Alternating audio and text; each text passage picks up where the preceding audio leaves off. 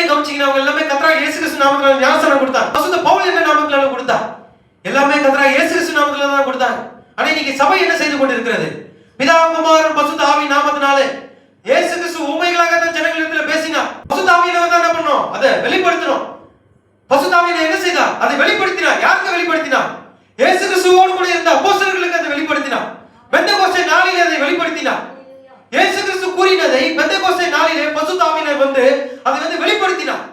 எது உண்மையான ஞானஸ்நானம் என்பது. ஆகினால்தான் பேதுருவும் பவுலும் அப்போஸ்தலர்களும் என்ன பண்ணாங்க? கர்த்தராகிய இயேசு கிறிஸ்து நாமத்தினால ஞானஸ்நானம் கொடுத்தாங்க. இயேசு கிறிஸ்து என்ன சொன்னார்? நான் குறித்த சத்தியத்தை குறித்து என்ன பண்ணுவார்? பரிசுத்த ஆவியானவர் வரும்போது சத்தியத்தை வெளிப்படுத்துவார் என்று சொன்னார்.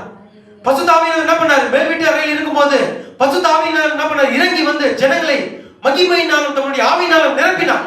அப்பொழுதுதான் என்ன பண்ணாங்க? எல்லாரும் கர்த்தராகிய இயேசு கிறிஸ்து நாமத்தினால ஞானஸ்நானம் எடுத்தாங்க.